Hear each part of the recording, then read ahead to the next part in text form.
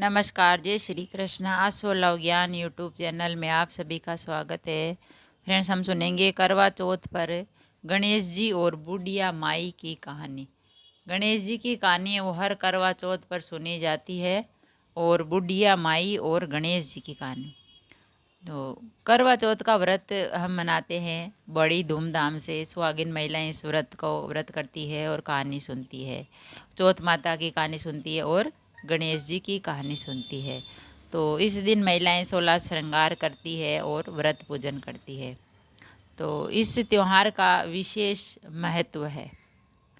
कहते हैं कोई भी व्रत पूजा उसकी कथा के बिना अधूरी मानी जाती है। जो भी हम व्रत करते हैं उसकी कथा हमें ज़रूर सुननी चाहिए। इसीलिए हर व्रत में कथा ज़रूर सुने और पढ़ें।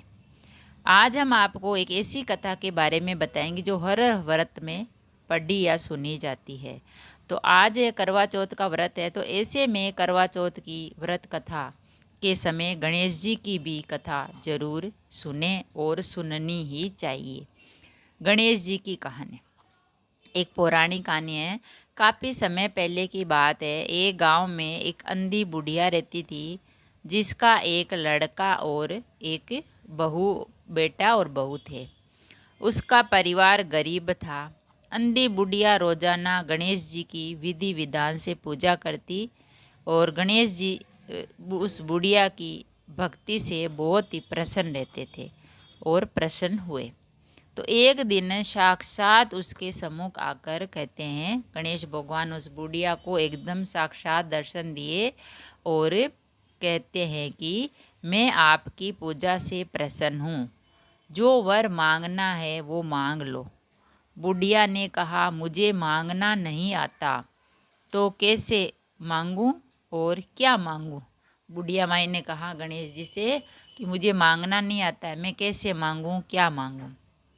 तब गणेश जी बोले, अपने बहू बेटे से पूछकर मांग लो। तब बुढ़िया अपने पुत्र और बहू से पूछने गई तो बेटा बोला कि धन मांग लो और बहू ने कहा कि पोता मांग लो। तब बुढ़िया ने सोचा ये तो अपने अपने मतलब की बात कर रहे हैं।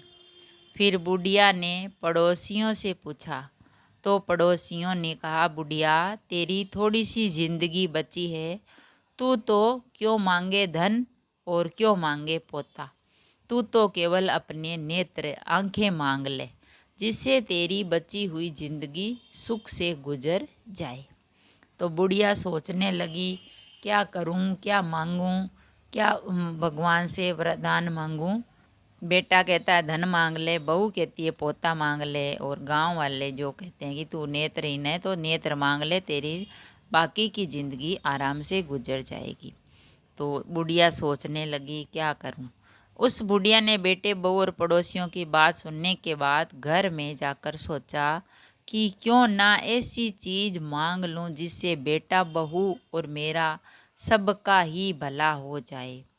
जब दूसरे दिन श्री गणेश जी आए तो बुढ़िया बोली, हे गणराज, यदि आप मुझ पर प्रसन्न हैं तो मुझे 9 करोड़ की माया दें, निरोगी काया दें और अमर सुहाग दे, आँखों में प्रकाश दे, नाती पोते दे और समस्त परिवार को सुखी प्रदान कर, फिर अंत में मोक्ष दे। बुढ़िया की बात सुनकर गणेश जी बोले, तूने तो मुझे ठग लिया। खैर, जो कुछ तूने मांगा है वह सभी तुझे मिलेगा। यूं कहकर गणेश जी अंतर्ध्यान हो गए। हे गणेश जी महाराज, जैसी बुढ़िया माँ को मांगे अनुसार सब कुछ दिया, वैसे हम सबको भी देना। तो बुढ़िया माँ ने सब कुछ मांग लिया एक ही वरदान में। करोड़ों की माया, निरोगी काया, अमर सुहाग, आँखों में प्रकाश और नाती पोते, समस्त परिवार के लिए सुख समृद्धि। तो एक ही वरदान में बुढ़िया माँ ने सोच समझकर सब कुछ मांग लिया। लेकिन गणेश भगवान ने कहा, कोई बात नहीं बुढ़िया माई, तूने तो मुझे ठग लिया, लेकिन तेरी मनोकामना जरूर पूरी होगी। ऐसे कहकर गणेश भगवान अंतर्ध्यान हो गए। तो हे गणेश जी महाराज, जैसे बुढ़िया माँ को मांगे अनुसार सब कुछ दिया, वैसे सभी को देना और सभी की मनोकामना पूरी करना। बोलिए श्री गणेश जी महाराज की जय। तो फ्रेंड्स, अगर कहानी पसंद आई तो लाइक और शेयर ज़रूर करें।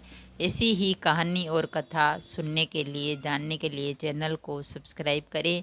थैंक यू, धन्यवाद।